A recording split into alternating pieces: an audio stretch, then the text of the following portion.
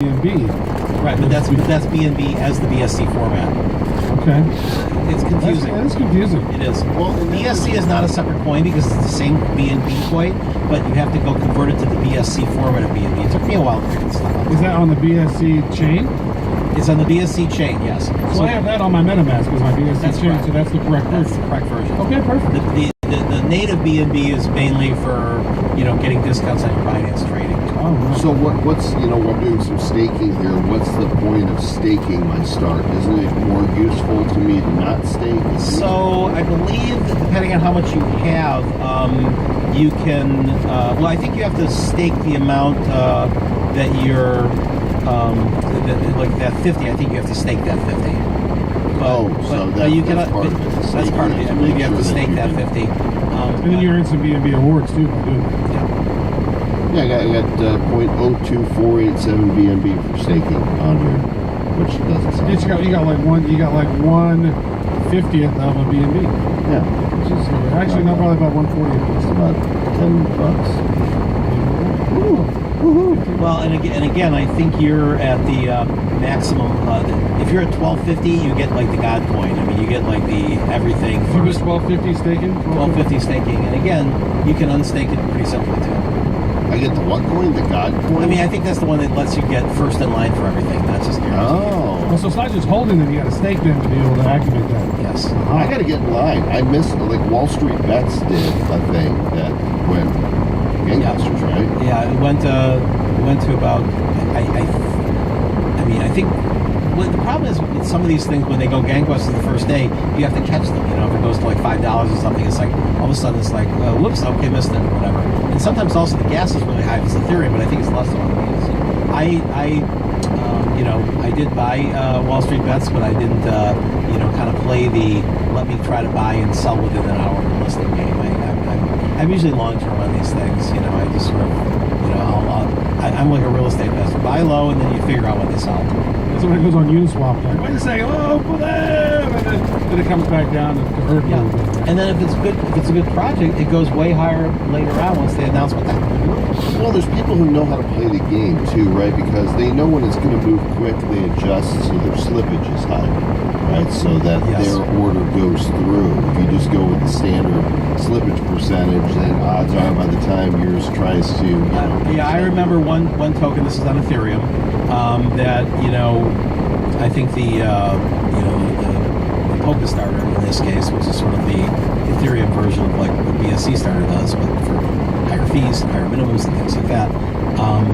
They had a token that I was involved with where it went out and sold out really quickly at about 50 cents, and then all of a sudden it listed on Uniswap, and it literally went to like $7 really quickly.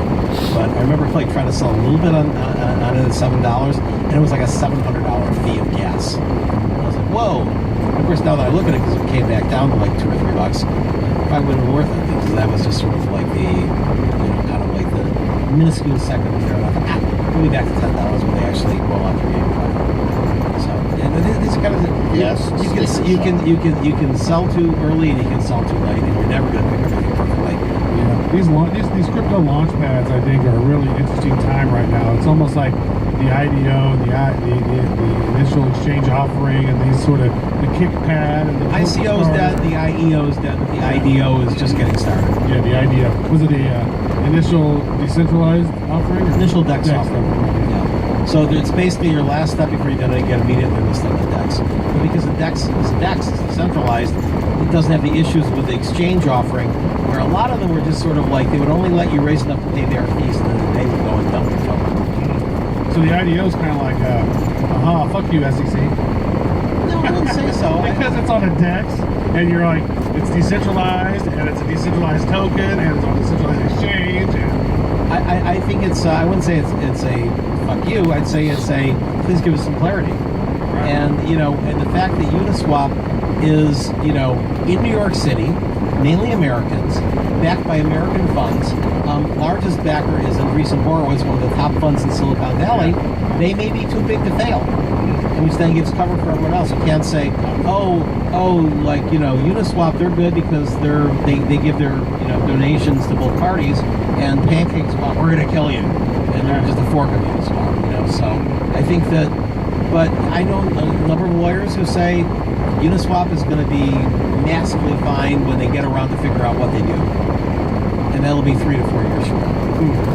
Yeah, I always failed on Uniswap. It's almost like it is a slippage thing. I figured it out on the Binance side when I do a pancake swap. And once you understand pancake swap, I'm like, oh, man, I love pancakes. It's so quick. It's like that slippage thing that would always kill me. It's like it was that exact moment.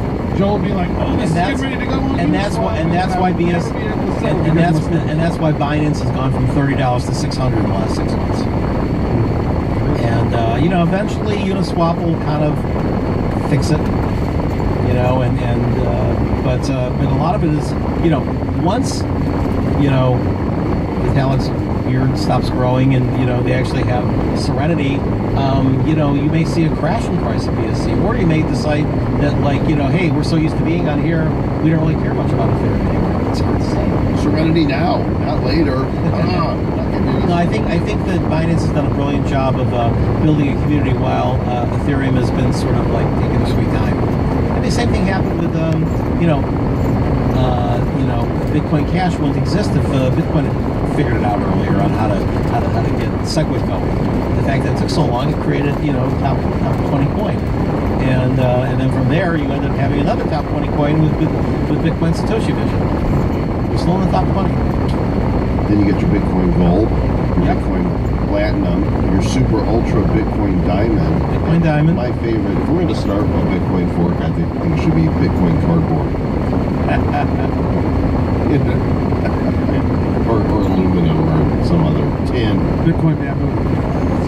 Bitcoin poo. Well, again, full disclosure, Mike is an advisor for BSC Starter. We are as well. In fact, seeing you on board was the thing that put me over the edge to go, okay, I smell the credibility here. And so you guys can go check it out. BSC Starter.finance. Too many acronyms, too many. And you can also just look at the STAR token. That's an easy one to remember. Yeah, go look at the STAR token. And what's next for you, man? Well, it's a bull market, so I'm busier than ever.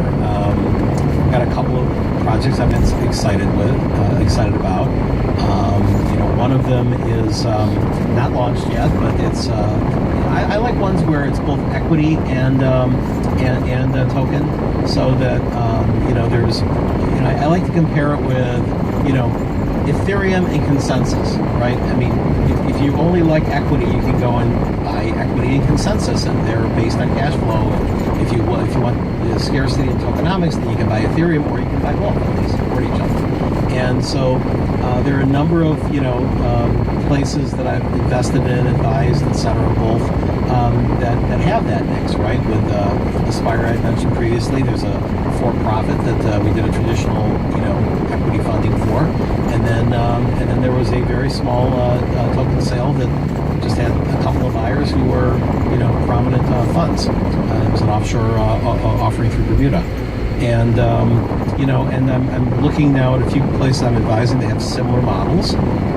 Rare is one, RAIR. What I like about them is they are able to go in and do digital watermarking for your NFTs. Is this connected to Rarible?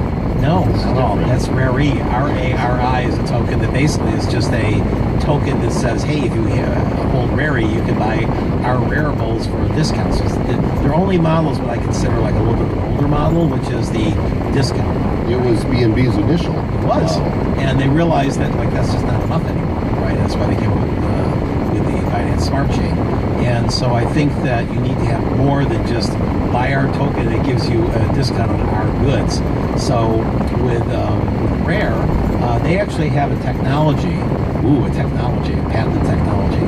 And they're going and having it so that if you've got, say, 1,000 NFTs of, say, a book, we're working at books and movies, and they can do art as well. How do you know that once you buy that link that the actual original is going to be there? Because they've kind of exposed a little bit of a something going on that hasn't had enough attention about the NFT marketplace, which is if you look at the underlying thing that you bought, you find that it may end up being that it's sitting on AWS. So if somebody doesn't pay their bill, you got a link to nowhere. You just spent $3,000 and the link is to nowhere. And so with Rare, you're actually on IPFS with then code in front of it that if you're one of one, not only do you own it, no one else can see it without the open code. That's good. Joel actually shared this with me.